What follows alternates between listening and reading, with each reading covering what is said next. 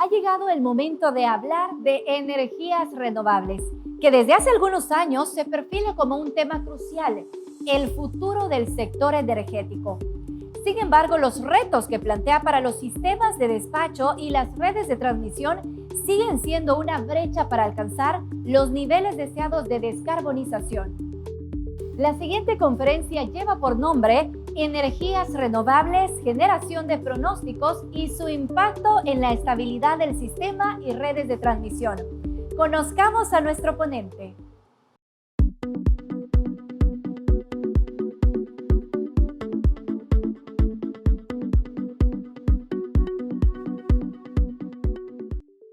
Es un placer contar con su presencia para conocer las aristas que modelan este interesante tema. Sin más preámbulo, pasamos a la conferencia. Bienvenido, Gerhard. Okay, good. Then let's start.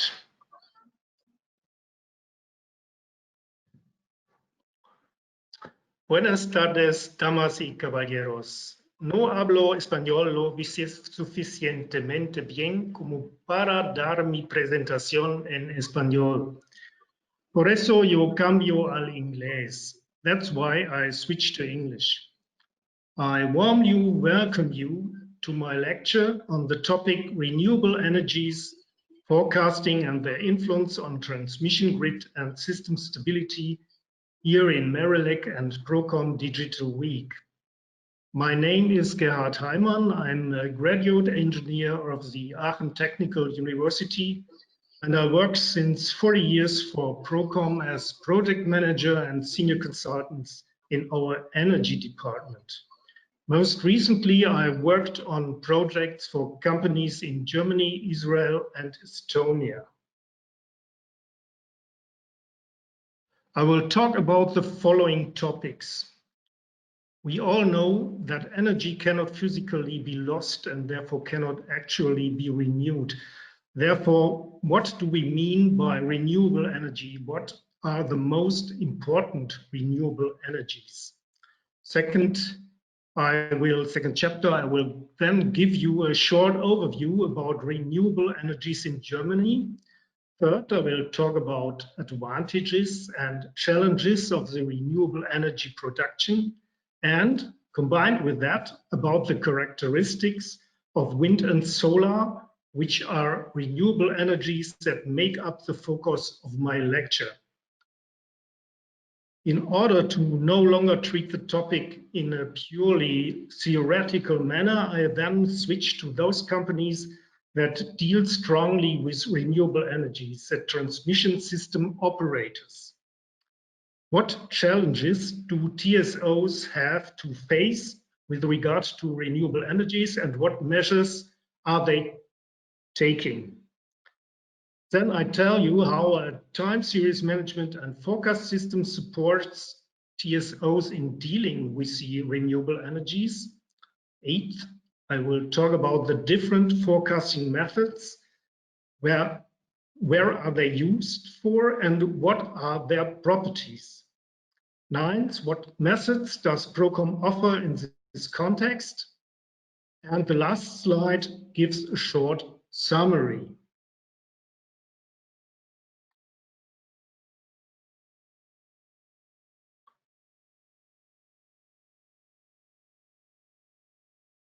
Let us start with the definition and a short overview about renewable energy worldwide. What do we understand when we talk about renewable energy? One definition says renewable energies or regenerative energies are energy sources that are practically inexhaustible in the human time horizon for sustainable energy supply, or that are renewed relatively quickly. These include bioenergy, geothermal energy, hydropower, ocean energy, solar energy, photovoltaics, solar heat, and wind energy. The world electricity generation was in 2017 26 petawatt hours, which are 10 to the 15th watt hours. 24% of this comes from renewable energies, including hydropower. As you can see in the graphic, coal had the largest share at 38%, followed by natural gas with 23% and hydro with 16%. The graphic on the left shows how the proportions have developed. Coal and natural gas continue to grow. Nuclear is stable and renewables are growing slowly. Please allow me some words about the renewable energies in Germany, which I know best. The proportion of RE in the netto electric energy production was 42.1% in 2019.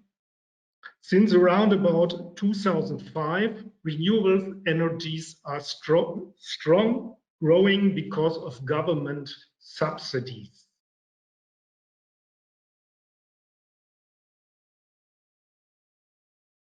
So that you can classify that. Here are a few more numbers. German brutto electricity generation, 604.6 terawatt hours in 2019. This includes the power station supply. That's why it's brutto. Electricity from renewable sources, 242.5 terawatt hours. And this gives a rate of renewables of 33.1%.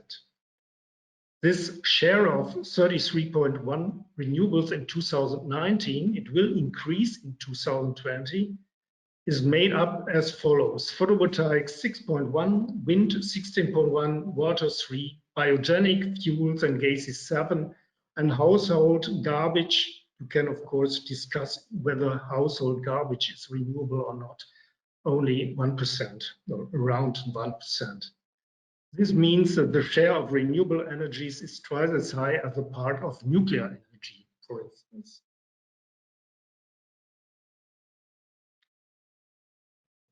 Renewable energies are very heterogeneous. All RE can be said to have the following advantages and benefits: low operational risk, no high risk worst case scenarios, as for instance, no nuclear core meltdowns or something like that, no fuel costs, no CO2 or other harmful gas emissions, no dangerous waste during process or after, easy to remove, practically inexhaustible, and the environmental impact is relatively low. The following applies in particular to hydropower and biomass. They are constant available and easy to plan, similar to the conventional electricity generation. You know that hydroelectric power plants are even used for black stars.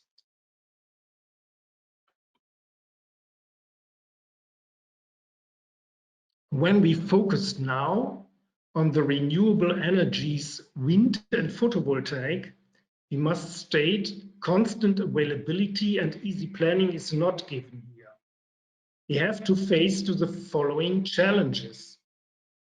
Feed-in quantity constantly changes at short intervals, depending on the time of day and the weather conditions. They are not at any time disposable. They have a high volatility.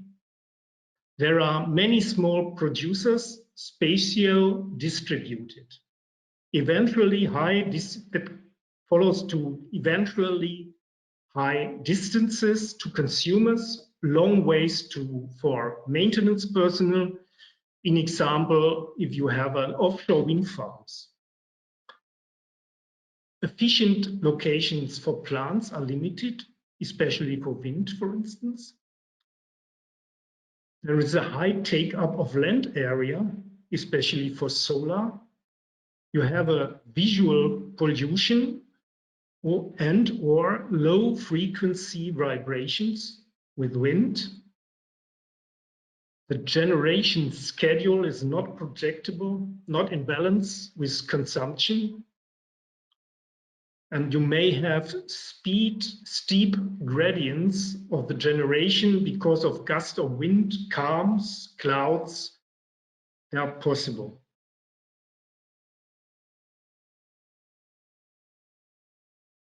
Okay, what can we do to meet and to master those challenges?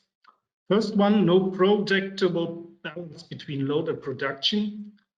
We can use short and midterm wind and solar production forecasts, can use load forecasts, grid losses forecast, continuously day ahead and intraday balancing with production schedules. And of course, we have to procure and control auxiliary services. How do we deal with the spatial distribution of the RE generators? We can, of course, extend our grid. We operate with a load flow calculation based on load losses and production forecasts and power plant or consumer load schedules. And we will run congestion calculation and controlling, just to know where will we have congestions, where must we extend our grid, or how we can deal with that. Okay, we have many small producers.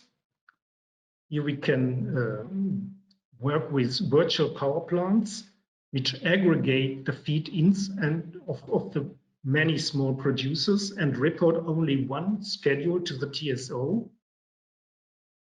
We have the volatility, unpredictable gradients.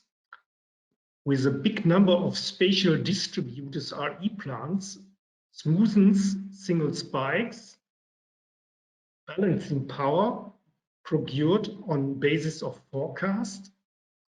Energy storage, we can use energy storage, for instance, pump storages, as shown in the picture. Batteries, big batteries, or sector coupling. Very new is power to gas, power to heat. At the moment, surplus electrical energy is planned to be converted into hydrogen or heat. In an energy system with a high proportion of renewable energies, hydrogen is not only important long-term storage medium, but also serves to integrate fluctuating renewable energies. Hydrogen is used in fuel cells or replaces fossil gas when it is fed into the natural gas pipelines. Okay, how do transmission system operators in Europe meet the challenges of the renewable energies, especially of wind and solar? Some words about the TSOs in Germany. We have 4 TSOs in Germany. There is the Amprion in West and Southwest Germany. There's a TenneT in the middle of Germany from the north to the south. We have Transnet BW in Southwest Germany, and we have the 50 Hertz transmission in East Germany and Hamburg, what's shown yellow here. As you can see from the flags, TenneT is Dutch owned. The owner of 50 Hertz transmission is the Belgian TSO Elia.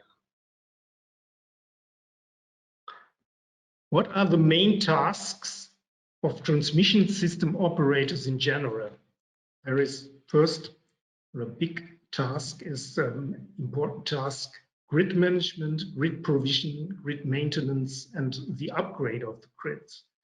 For instance, I have here some small examples for upgrades of the German grid in recent days. We have new interconnectors to Poland, Czech Republic, Sweden, and Norway.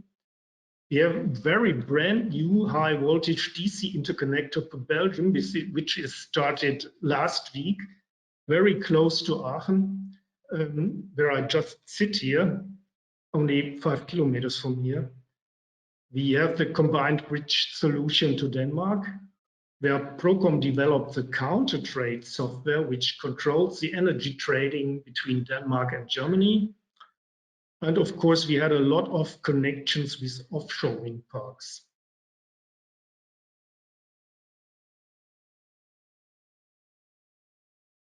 Another main task of a TSO is the grid operation with the objective no blackouts. TSO did it very successful here in our country. The length of the supply interruption per electricity consumer in Germany was 12 minutes in 2019. However, that does not mean that there is no risk of a major blackout. In June 2019, for example, feed-in was well below consumption. The problem could only be solved by all partners of the European network. Grid operation must ensure system stability by keeping the frequency and tension within the allowed tolerances, by providing sufficient amount of energy, and by an economic and safe transport of the electrical energy. An important part of this is the grid management and the system balancing, and also monitoring and coordinating of electricity transits and cross-border trades. In addition to maintaining and updating the networks, grid management is the main task, an example to avoid blackouts.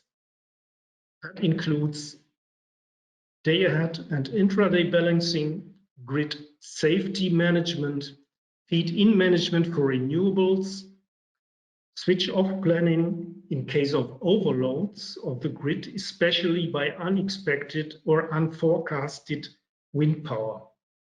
Since in this case, the product producer in Germany receive financial compensation, the better solution is, of course, to store this energy, for example, by producing hydrogen or in high-performance large batteries for what already pilot installations exist.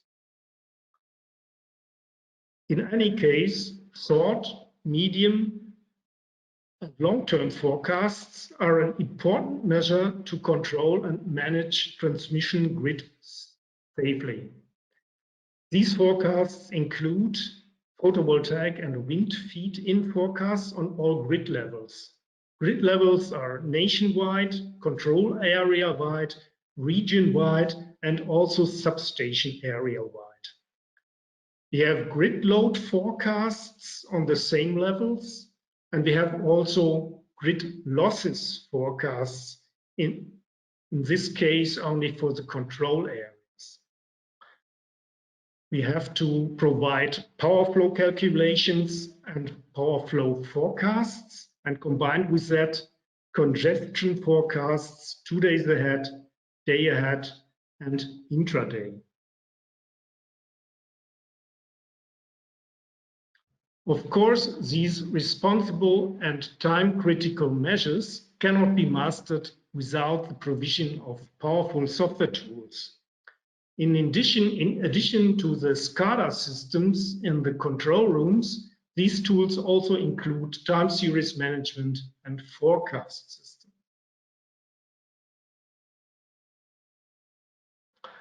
What feature of these software tools are currently market standard in Europe? The tools offer a combination of forecasts from different providers and of self-generated forecasts. Management of more than 20,000 time series stored in databases as Oracle or PostgreSQL are necessary. You need a fast mass data import in 15 minutes resolution of short-term forecasts for 9 hours ahead, or wind and solar power generation on the mentioned 4 levels from external providers every 15 minutes. You need mid-term forecasts intraday, 1 day ahead, 8 days ahead, and until 8 days ahead or wind and solar power generation, also on that 4 levels, and also from external providers thrice a day. There are imports necessary for the extrapolated or measured actuals of wind and solar power generation. We need the planned schedules of conventional power stations. We need the grid load on the 4 levels every 15 minutes. Also, we need the grid losses of the TSO's control area every 15 minutes. And we need also the feed-in schedules from biomass power station and others. Of course, all these data cannot be imported without plausibility checks and validation.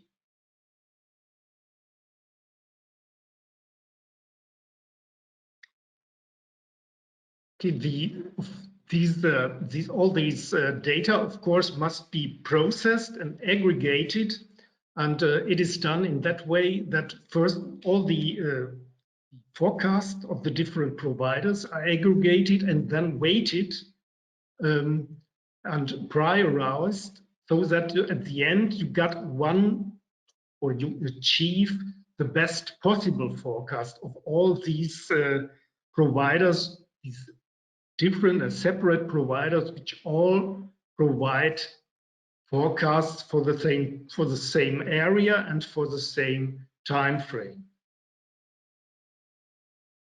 For that, and to just for your own forecast generation, you need the import of weather forecast, and to check the accuracy of the forecast values, of course, you need the real meters values also. The forecasts by the system itself are generated every 15 minutes, day ahead.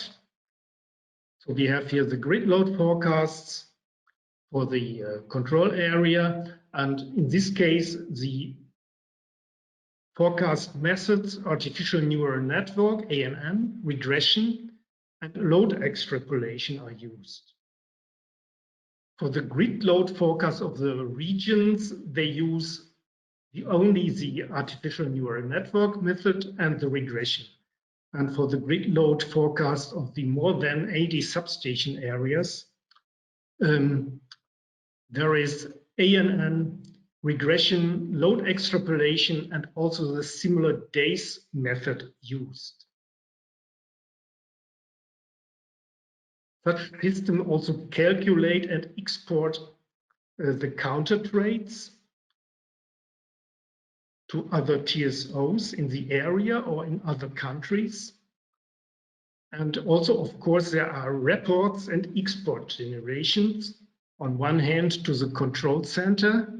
The control center people can handle all with the forecast and know where to operate in the next days or in the next minutes. There are other internal, or maybe other internal destinations like the front office, the transparency office, and also the internal computing center, where accuracy calculation, congestion forecasts, and other analysis and utilizations run. And there is also, of course, an exchange of the data with other TSOs via email as CSV in the NZOA standard format. The NZOA is a European network of transmission system operators for electricity. And of course, we have an export of the results to our external forecast providers in an anonymized accuracy reports, that they can see directly how good was my forecast, what I have sent to my TSO. And of course, all these data are archived in the database and they're historized. And using this historizing feature, you can always see the content of a time series at a certain time in the past.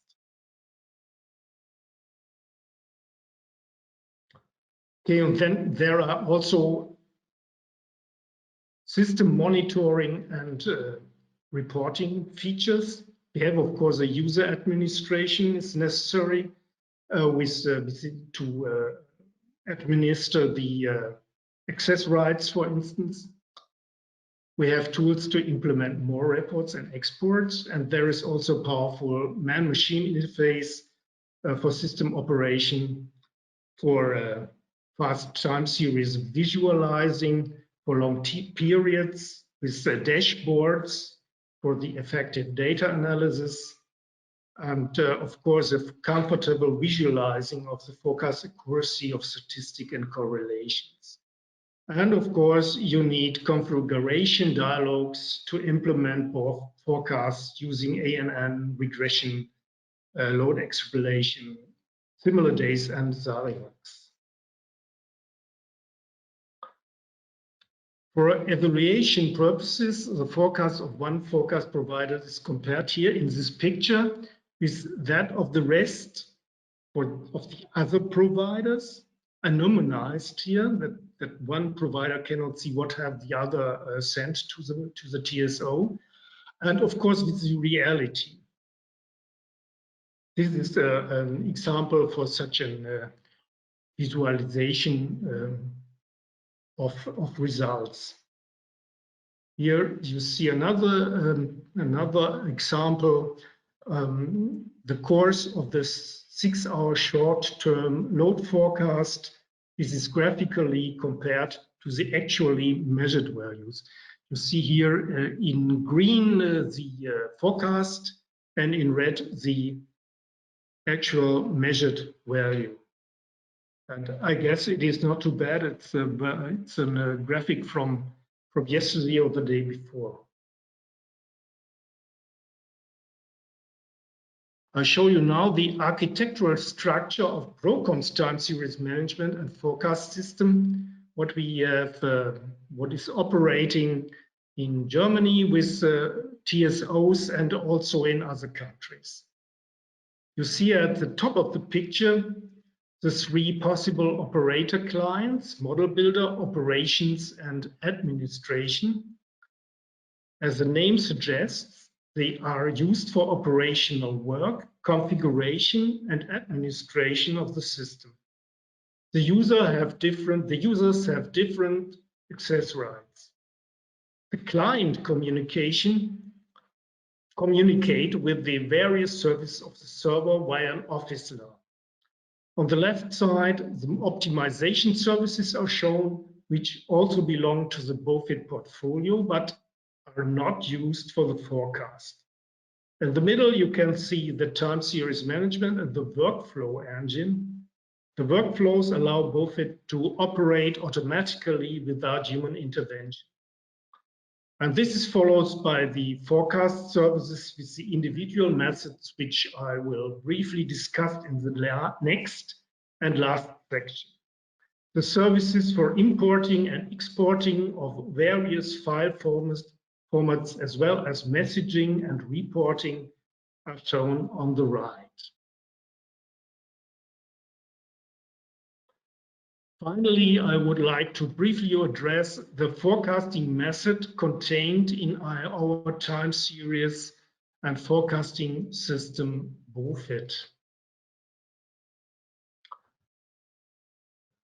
BOFIT offers load profiles, the extrapolation method, the regression method, artificial neural networks, and Zarimax. The latter is missing in this graphic. I'm sorry. Standard short some words to the different methods. A standard load profile, SLP, is a representative load profile with the help of which the load profile of a market location can be forecasted and balanced without registering performance measurement. There are predefined load profiles for the different types of consumers, as there are households, craftsmen, small industry companies, bakeries, or something like that. The user can also define their own load profiles and use them for forecasting. There is also the forecast method of extrapolation available. The extrapolation enables the load profile or mathematical variables derived it to be updated in a simple manner, taking into account the day types. We have the artificial neural network that works analog to biologic nerve systems. It learns the relations between parameters and finds automatically the correct configuration. ANN is therefore considered as a method of artificial intelligence. When training an artificial neural network, the cause-effect relationship between the specific input variables and the target variable is determined using a numerical approximation method. For this purpose, historical data are required that contain as many input combinations as possible, with the highest possible statistics. The ANN saves the optimal relationship and can later be applied to new input variables. In example for the following day. This enables the forecast of the target variable to be calculated. The quantity of the forecast depends heavily on the quality and on the correct choice of the input data. Incorrect, superfluous data or measurement errors confuse the ANN. Missing input variables lead to high forecast errors. At the beginning of every forecast, there is an analysis of the cause-effect relationship and the problem important. Some words to the regression. The regression indicates a relationship between two or more variables. We talk here from the multi-variable regression. Regression analysis assumes that there is a directed linear relationship, means there is one dependent variable and one or more independent variable, multivariate regression. We have regression formula of the first to the fourth order, as you can see here in the graphic. And last but not least, the method SARIMAX. SARIMAX is an abbreviation for the seasonal autoregressive integrated moving average exogenous model. I will explain you that the AR part of ARIMA indicates that the evolving variable of interest is regressed on its own lagged values. An example prior from yesterday for a week or months before. The MA part indicates that the regression error is actually a linear combination of error terms whose values occurred temporaneously and various time in the past. The I for integrated indicates that the data values have been replaced with the difference between their values and the previous values. And the seasonality occurs when certain patterns are not consistent but appear periodically. And so, for instance, appear in the electric current consumption every week. Okay, I come now to the end, to the conclusion. At the end of my presentation, I have a conclusion, but with bad news and good news for the transmission system operators. The bad news, the life of TSOs with renewable energies in their control area has become more difficult than in former days. Unfortunately, renewable energies are without alternatives in our future. The good news, there are powerful tools and smart consultants on the market ready to support you. Finally, let me thank for your attention. Gracias por su atención. Adiós y hasta la vista. Goodbye und auf Wiedersehen.